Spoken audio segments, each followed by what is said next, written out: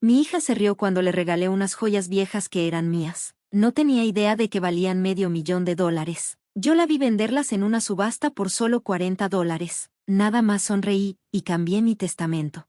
Mamá, ¿esto es de verdad?, dijo Emily, burlándose mientras entrecerraba los ojos. Sostenía la cajita de terciopelo como si le fuera a ensuciar las manos.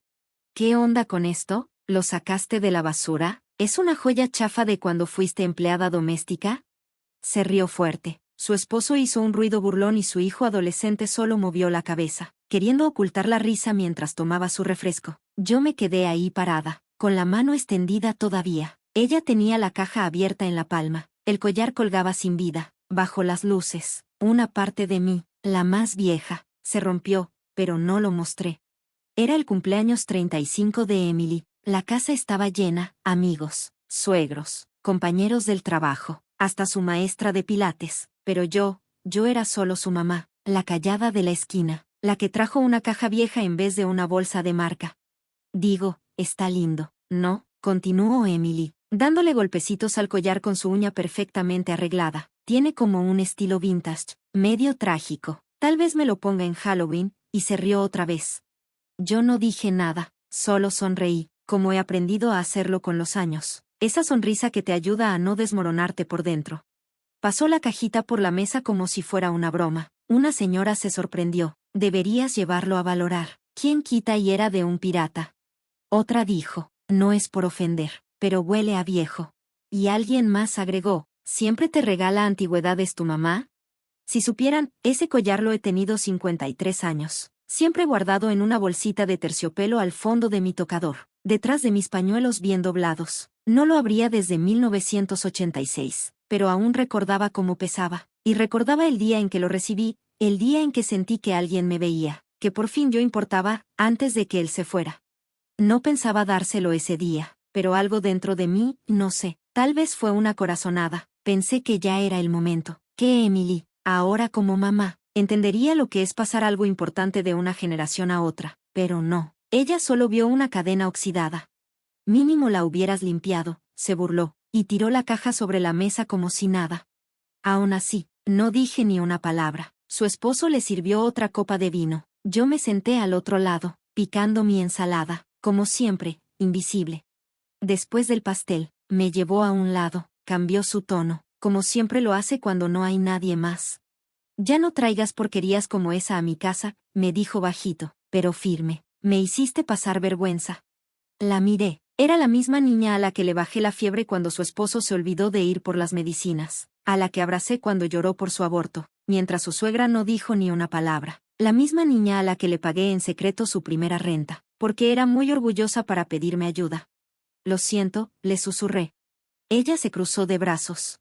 Siempre dices eso, pero eso no quita el olor que dejaste en el sillón, y luego, con frialdad, me dijo, ya te quedaste mucho. Mamá, esta casa no es tuya, y aunque creas que ayudas con los niños, la verdad, solo estorbas. Dejas tus cosas por todos lados, se te olvidan las citas, hablas de más cuando están mis amigos, ya estoy cansada. Sus palabras no dolieron fuerte, pero sí se sentían como piedritas, golpeando una tras otra, no paraban. Se acercó más. Hoy es el último día, sí, es mi cumpleaños y quiero que esta casa se sienta como mía, no como un cuarto de hospital para viejitas. Yo solo asentí, despacio, pero ella no terminó ahí. Tienes hasta el viernes, agarra tus cosas. Yo te pago una semana en un motel o algo así, pero después de eso, por favor, ya no regreses. Volteé a ver por encima de su hombro. Mi nieta, su hija, estaba soplando las velitas del pastel, rodeada de sus amiguitas. Los globos flotaban cerca del ventilador del techo. Alguien abrió una botella de champán, risas por todos lados. Volví a mirar a Emily. Tenía los brazos cruzados. No me veía a los ojos. Quise decirle, ¿te acuerdas cuando no tenías nada? Cuando el papá de tu bebé se fue y yo trabajaba de noche solo para poder comprarte la leche, pero no dije nada. Solo sonreí, no por paz, ni por orgullo, ni perdón. Sonreí porque cuando alguien a quien le diste toda tu vida te traiciona, lo único que puedes controlar es cómo te vas, en silencio. Subí las escaleras y empecé a empacar. No era mucho, unos suéteres, mis medicinas para la presión, una foto vieja de mi esposo cuando aún vivía. La bolsita de terciopelo ya no estaba. No la busqué. Al bajar, pasé por la sala. Emily ya estaba contando la historia. Le decía a sus amigas que su mamá estaba loca, que le había querido regalar un collar embrujado. Me quedé ahí, solo un segundo más, invisible, como siempre. Después abrí la puerta, salí al frío, y me fui. Lo último que escuché fue su voz, alta y clara. Este fue el último cumpleaños en que dejo que esa sanguijuela se acerque. Ya no es bienvenida, nunca. Y lo dijo en serio. Le creí. Era primavera de 1968. El aire todavía olía a guerra, aunque las bombas habían dejado de caer años atrás. Tenía 24 años y trabajaba en un cafecito a las afueras del pueblo. Iban muchos traileros. Eran hombres rudos, de miradas cansadas y risas escandalosas. Una tarde, entró un hombre muy distinto, tranquilo, con zapatos bien limpios y camisa planchada. No pidió café, solo preguntó cómo llegar a la estación de autobuses. Le expliqué el camino y le sonreí. Al día siguiente regresó, y luego otra vez. Se llamaba Thomas. Me dijo que era mecánico, que no tenía familia, que le gustaba cómo le servía el té, sin prisa, con cuidado. 2 meses después nos casamos, en el juzgado, sin invitados, sin pastel, solo un señor con pluma y sello. Rentamos un cuarto arriba de una barbería. A veces olía a crema de afeitar en las sábanas. Me traía flores envueltas en papel periódico. Yo le cocinaba con huesos de pollo y cáscaras de papa. No teníamos casi nada, pero yo creía en nosotros, en ese amor terco, de esos que solo creen los jóvenes, o los que ya han sufrido mucho. Y luego, llegó la guerra. Él no quería ir, pero igual se fue. Por 2 años no supe si estaba vivo o desaparecido. Cuando regresó, sus ojos eran otros, sus manos también. Más calladas, más frías. Nunca me dijo que había visto, y yo nunca le pregunté. Solo me recostaba en su pecho en las noches, escuchando su corazón, solo para sentir que había vuelto.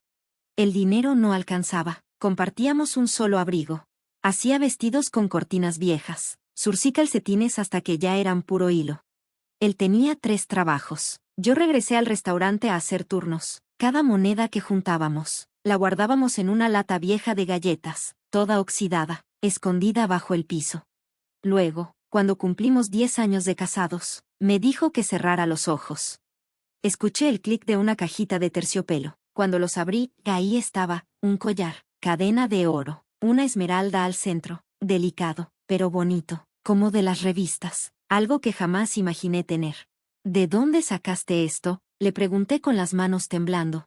Vendí el coche, me dijo, siempre dijiste que el verde era tu color. Ya no teníamos coche, pero desde ese día me puse ese collar todos los domingos, solo los domingos, solo para ir a misa. Luego lo guardaba con mucho cuidado, en su bolsita. Nunca dejé que se manchara. Lo limpiaba con un trapito suave, le hablaba como si fuera algo sagrado. La gente decía que ese hombre debía quererme muchísimo, y yo les creí.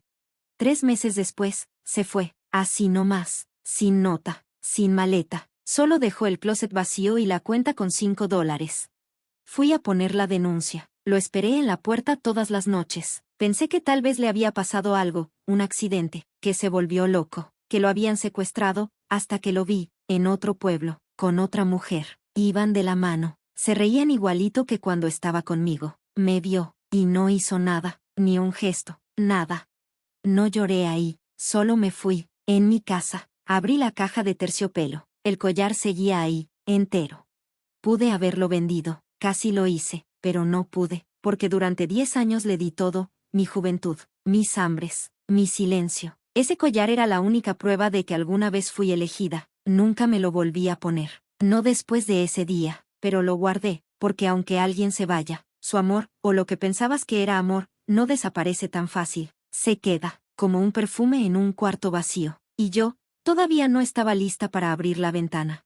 Pasaron los años. Nació Emily, la crié sola. Nunca le hablé de Thomas, no del verdadero. Ella creció creyendo que su papá murió en la guerra. Así era más fácil. Trabajé, ahorré, cociné, le enseñé a coser, a escribir bien, a caminar con la frente en alto. Se convirtió en todo lo que a mí nunca se me permitió ser, fuerte, directa, moderna. Y pensé que, cuando fuera el momento, le daría el collar, no por la esmeralda, ni por el oro, sino por lo que representaba, por la verdad, que hasta los amores que más duelen, si uno quiere, pueden dejar algo bonito. Pero cuando le di la cajita, solo vio óxido. No sabía que era lo último que su papá me dio. No sabía que alguna vez valió más que el departamento donde vivíamos. Ni siquiera preguntó, y yo no se lo conté, porque a veces, quedarse callada no es rendirse. A veces el silencio es lo único que puedes dar, en lugar de odio. La habitación del motel olía a cloro y a tristeza. Las cortinas ni cerraban bien, y la máquina de refrescos afuera de mi puerta no dejaba de zumbar. Aún así, había silencio. Y después de 35 años siendo la que todos llamaban cuando necesitaban algo, ese silencio fue, por fin, un descanso. 3 días después de que Emily me echó, vi un folleto en la recepción, una invitación brillante, entre volantes y cupones. Decía, subasta benéfica y brunch, organizado por la Liga de Mujeres del Condado. Y ahí, con letras chiquitas, estaba el nombre de Emily, copresidenta, por supuesto. Casi lo tiré, pero algo me detuvo. Tal vez quería verla, tal vez creí que había cambiado de opinión, o tal vez solo necesitaba estar en un lugar donde la gente se vistiera como si la vida todavía importara. Así que fui, me puse mi mejor abrigo, aunque ya tenía el cierre roto, me senté en un rincón, atrás, donde nadie me viera, nadie me vio, nadie lo hacía ya, de verdad. Había mesas llenas de cosas, floreros de vidrio, bufandas tejidas, cuadros con faroles. Muchas eran cosas que la gente dona cuando no quiere cargar con ellas. Estaba tomando un café frío, cuando la vi. Caja 47, una cajita de terciopelo. Familia, demasiado familiar. Me paré y caminé despacito hacia la mesa. Me dolían las rodillas, por tantas noches en camas de motel y tantos cumpleaños que nadie recordó, pero me movía como si tuviera la mitad de mi edad.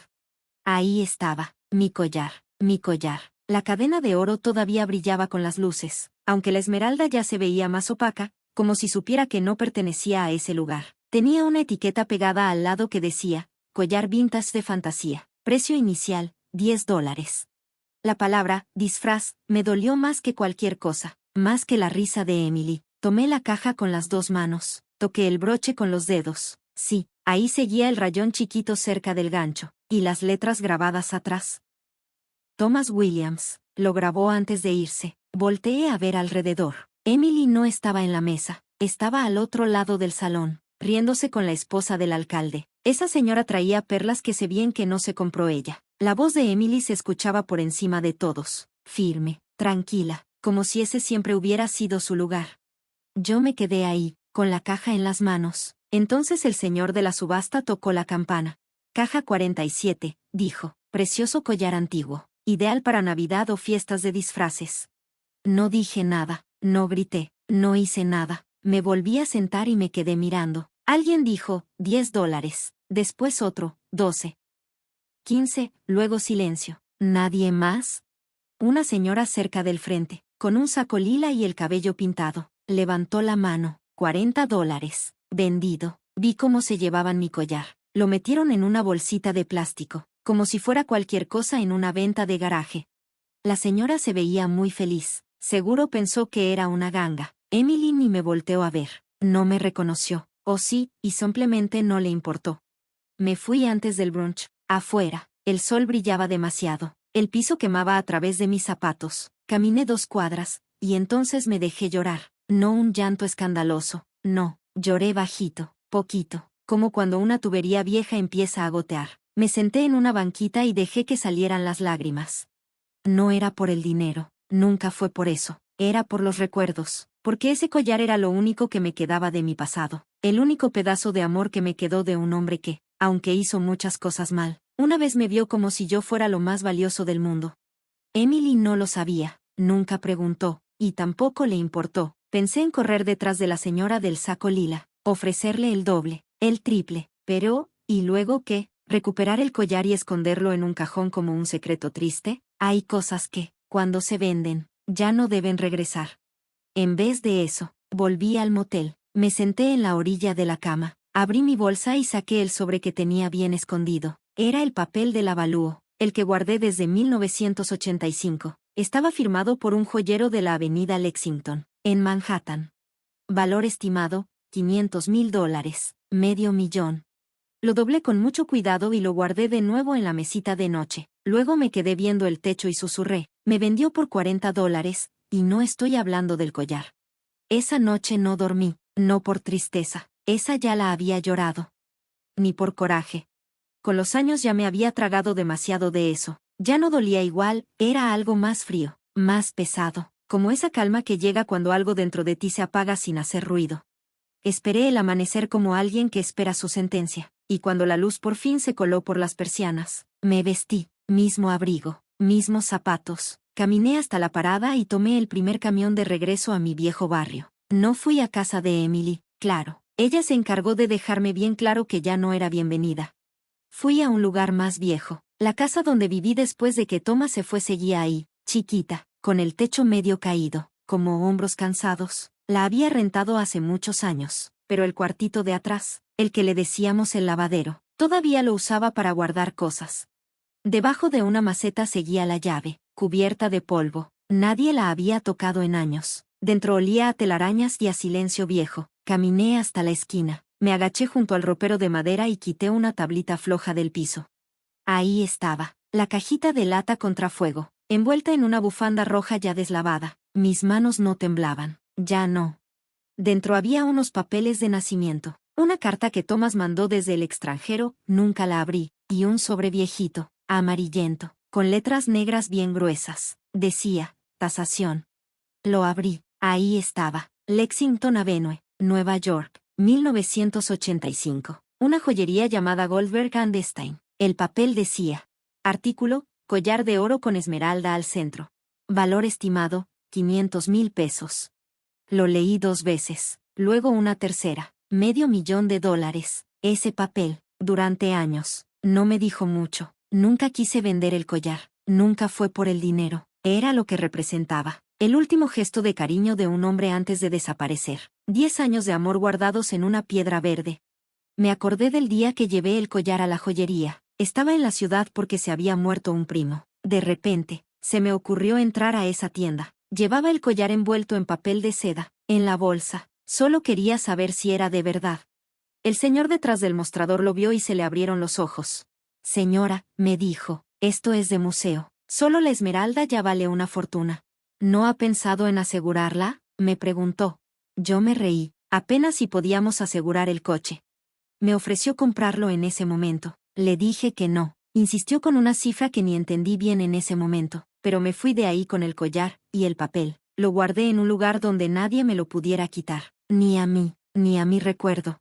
Y ahora, que el collar ya no estaba, el recuerdo se sentía como un peso. Me senté en el piso de cemento, con el papel en la mano. Emily nunca me preguntó por ese collar, ni una vez. Nunca quiso saber de dónde venía, qué historia tenía. Solo vio algo viejo, descolorido, con olor a pasado, y no al tipo de pasado que a ella le gustaba.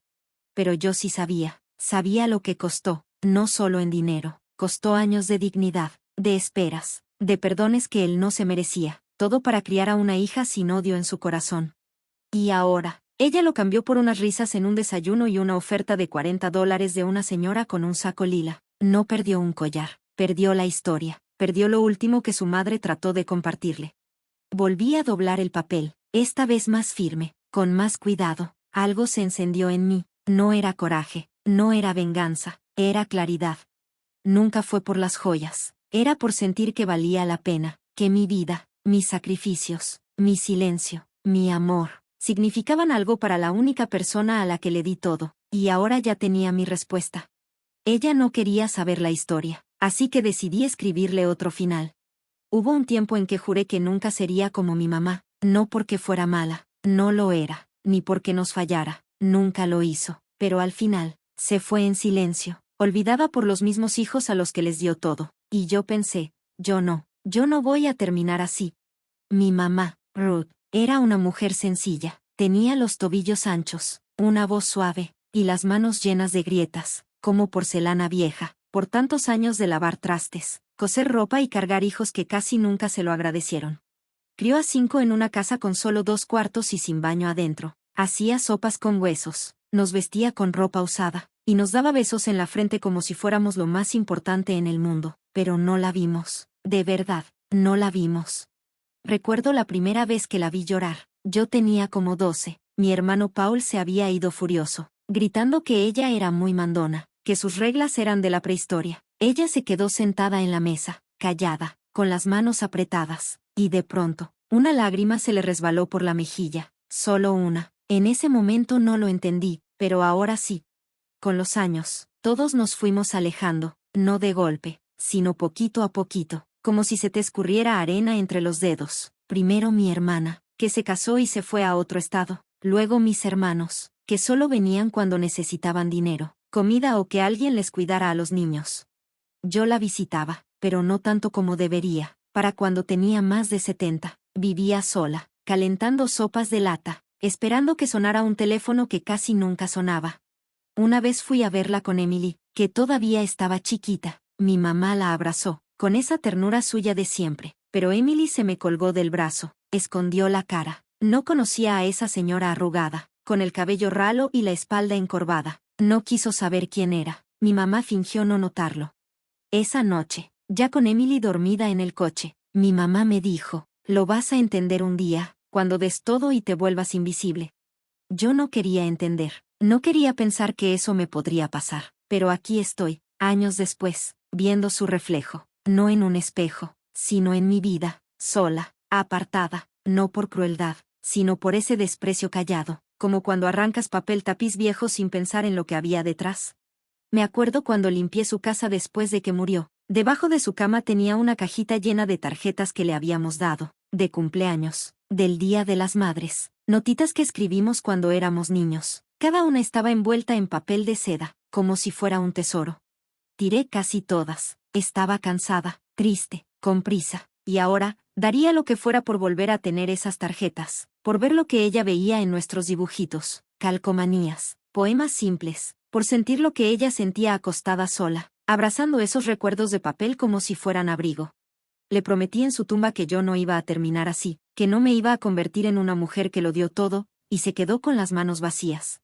Y sin embargo, ahí estaba yo, con la voz de Emily repitiéndose en mi cabeza. Te quedaste más tiempo del que debías, mamá, ya estorbas, no eres bienvenida nunca más. Y ahí estaba yo, convertida justo en lo que más temía. Pero a diferencia de mi mamá, yo todavía tenía algo que ella ya no tenía, tiempo, y opciones. Podía quedarme en ese cuarto de motel, dejar que mi historia acabara como la de ella, tranquila pero triste, sin que nadie se diera cuenta, o podía hacer lo que nadie se imaginaba que haría. Hazlo, me dije, deja de darle tanto a quienes solo saben quitar, deja de ser esa mujer que solo existe en recibos y papeles del hospital. Volví a ver el sobre, la tasación, mi prueba, la muestra de que una vez le importé a alguien, aunque ese alguien me haya fallado. Pensé en mi mamá, y en voz baja, le dije, valías más de lo que supieron ver. Entonces me levanté, era hora de hacer lo que ella nunca se atrevió, no por coraje, por dignidad. Siempre he creído que cuando alguien te muestra quién es, hay que creerle desde la primera vez, pero con Emily, siempre encontraba una excusa. Me decía que estaba cansada, que tenía mucho trabajo, que el estrés la tenía mal. Me convencía de que algún día me iba a mirar de verdad, que iba a recordar quién le enseñó a caminar, quién se desvelaba con ella cuando era bebé, quién le cosió a mano su vestido de graduación porque no teníamos para la tienda cara. Pero las excusas no cambian la verdad, y la verdad era simple, Emily ya no me quería, ni en su casa, ni en su vida, ni en su futuro. Así que decidí dejar de regalarle mi pasado.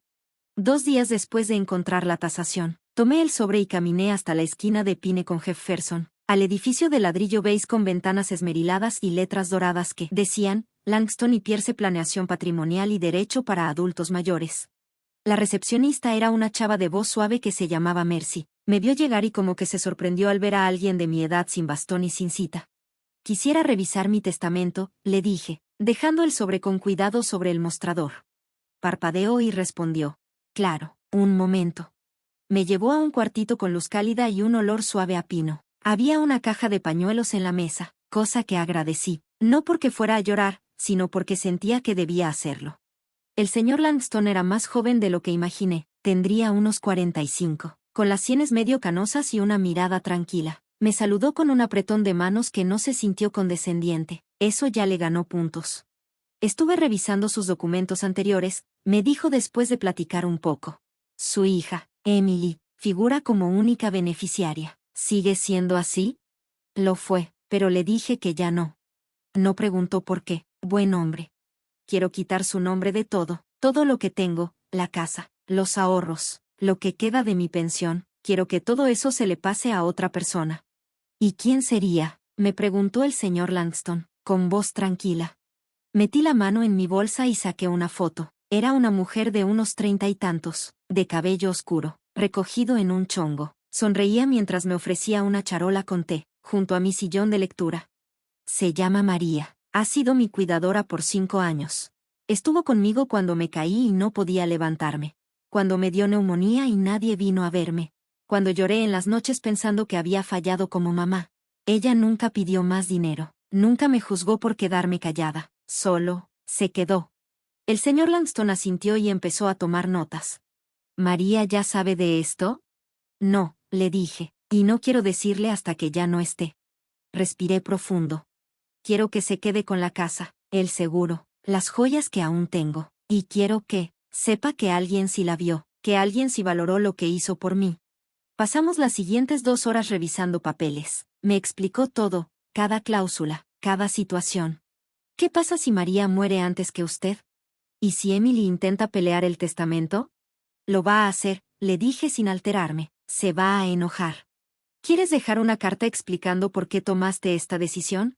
Me quedé pensando un momento, luego asentí. Me pasó una pluma y escribí. A quien corresponda. Esta decisión no fue rápida ni por coraje. Es el resultado de años de silencio, de descuido, y de un último acto que me mostró la verdad. El amor no se mide por la sangre, se mide por la presencia, por el respeto, por cómo alguien abraza tu historia sin burlarse de ella. Mi hija Emily no es mala persona, pero ya no me ve como persona, me ve como una carga. María sí me vio, por eso le dejo todo, porque me dio algo que nadie más me dio, dignidad en mis últimos años. Esto no es venganza, es reconocimiento. Ruth Ann Williams. Cuando le di la carta al señor Langston, la leyó en silencio, la metió en una carpeta y la guardó con llave en un cajón. Listo, me dijo, esta semana se archiva todo, a menos que cambies de idea. No voy a cambiar, respondí. Afuera, el sol brillaba pero no calentaba. El viento atravesaba mi abrigo como si fueran agujas, pero no sentí frío. Me sentía completa, no feliz, no vengada, solo, en paz. Esa noche, ya en el motel, le preparé a María una taza de té, justo como ella siempre me lo hacía, con una rodajita de limón y un poco de miel. Ella no sabía lo que había hecho, no necesitaba saberlo, solo sonrió, tomó su taza y se sentó conmigo en el sillón viejo y hundido. Te ves distinta hoy, me dijo. Lo estoy, le susurré, por fin hice algo por mí. Me dio una palmadita en la mano, no dijo nada más, y en ese momento supe que había hecho lo correcto. A veces la familia no es con quien compartes la sangre, es con quien está contigo cuando todo se va al carajo. Llevaba semanas sin ver a Emily, no me llamaba, no me escribía, y yo tampoco la busqué, no porque quisiera castigarla, sino porque por fin entendí algo que muchas mamás no quieren aceptar, a veces. El hijo que criaste no es la persona que esperabas. Pero cerrar un capítulo no es un regalo que te da alguien más, es algo que te das tú misma. Así que le marqué, contestó al segundo timbrazo. Hola, soy yo, le dije tranquila, quiero invitarte a cenar, tú y yo nada más. Hubo una pausa. ¿Por qué? Porque creo que necesitamos hablar. Otra pausa. Está bien, dijo al fin. Nos quedamos de ver en un restaurancito italiano, de esos en la orilla de la ciudad, con manteles rojos a cuadros y velas que huelen a canela. Lo elegí porque era tranquilo, sin recuerdos, sin historia.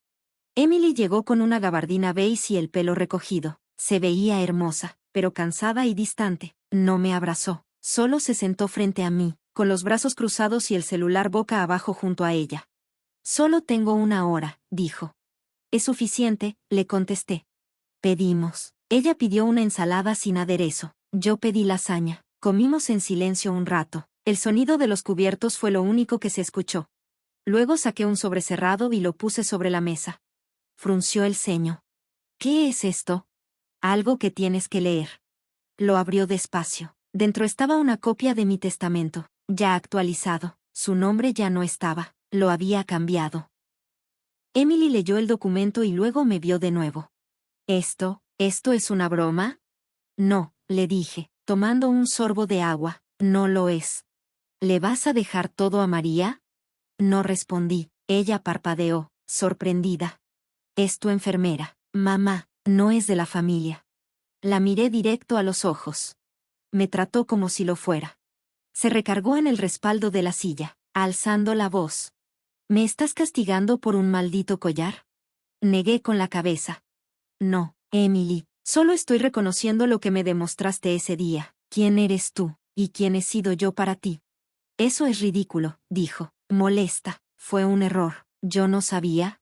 Nunca preguntaste, la interrumpí. Nunca quisiste saber. Vendiste algo que era lo único que me quedaba de amor y recuerdos de una vida antes de ti. Te burlaste de eso, te reíste, y lo tiraste como si no valiera nada.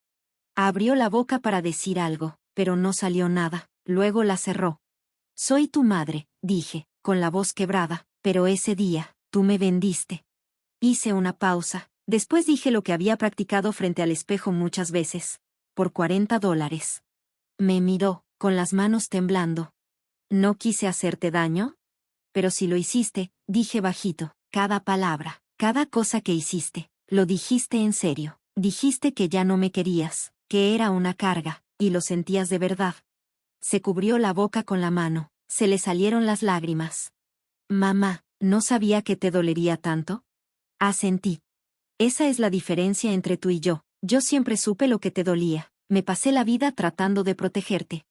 Una lágrima le cayó por la mejilla, no se la limpió. Cometí errores, susurró. Lo sé, le dije, yo también. Nos quedamos ahí sentadas un buen rato, sin gritos, sin escándalos, solo la verdad. Después de un rato, habló otra vez. ¿Es demasiado tarde para arreglar esto? Tomé su mano por encima de la mesa, la sostuve suave. No vine a pedir disculpas, Emily. Vine solo para que lo supieras, eso es todo.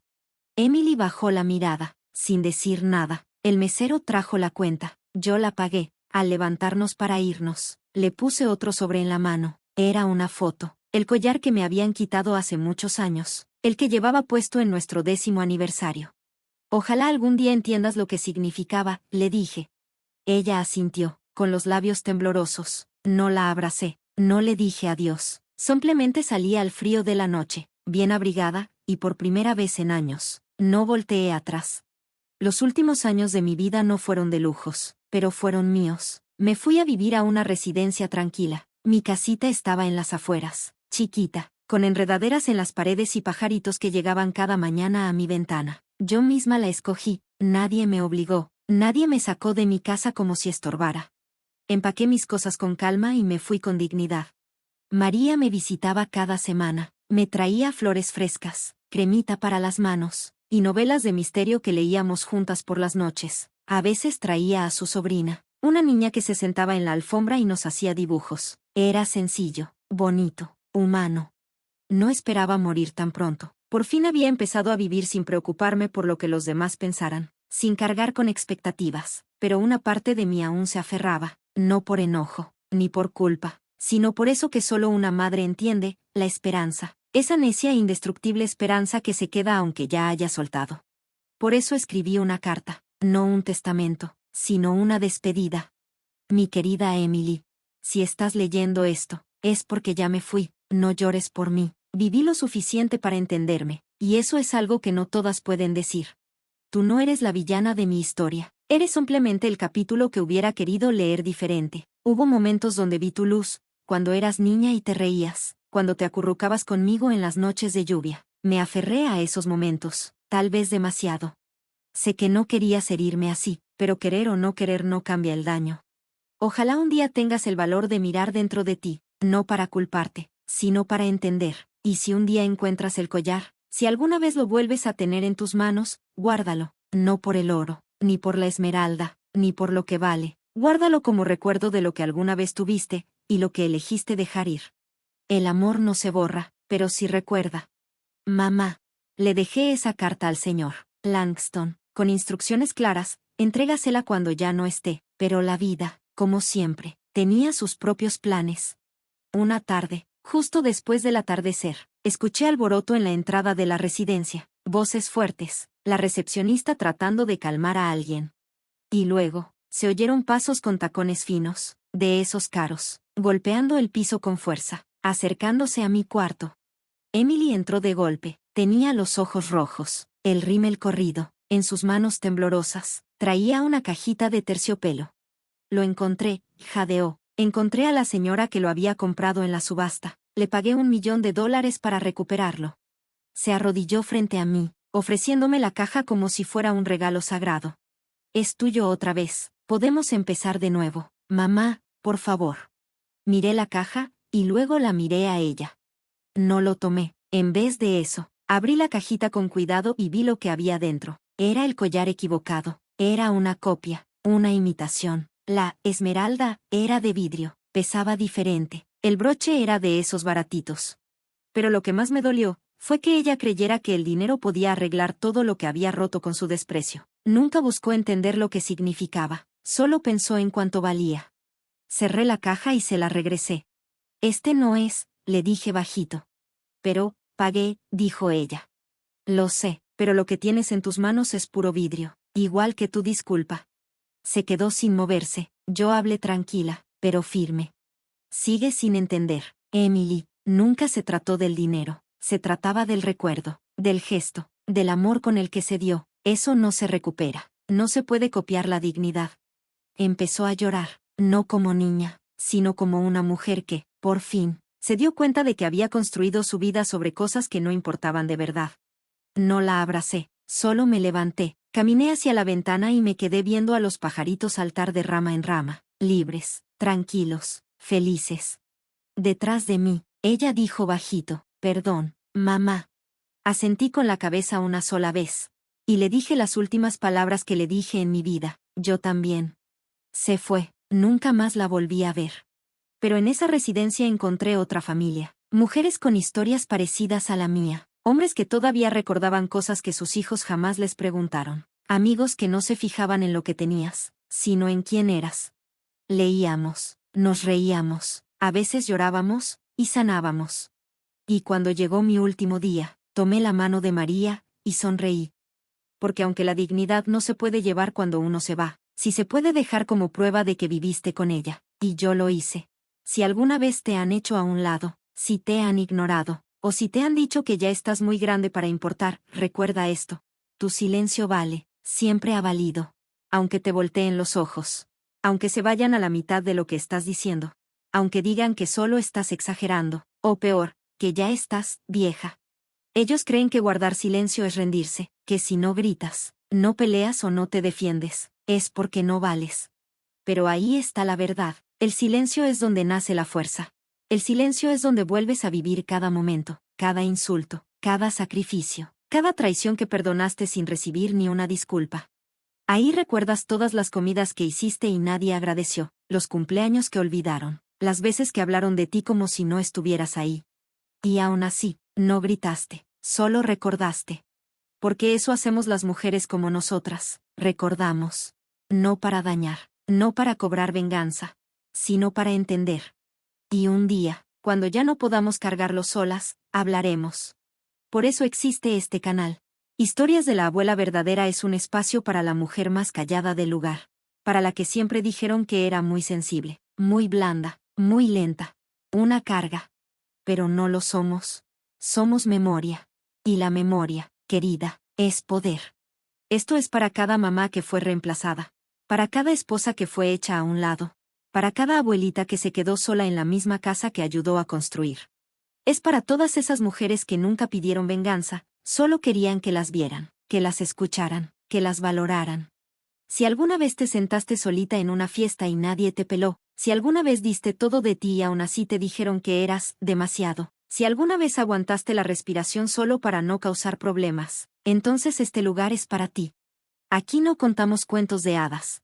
Contamos historias reales, duras, a veces tristes, a veces sin final feliz, pero siempre verdaderas. Son historias de traiciones, de sacrificios, de justicia que llegó con el tiempo. Historias que se susurraron por años y que hoy, por fin, se dicen en voz alta. Porque cuando una abuela habla con el corazón, el mundo escucha. Así que, si estás lista para oír las verdades que el mundo quiso enterrar, si estás lista para recordar a esas mujeres que nunca olvidaron nada, súmate a historias verdaderas de la abuela. Que nuestro silencio sea nuestra fuerza. porque nuestras historias no han terminado, y nosotras, tampoco.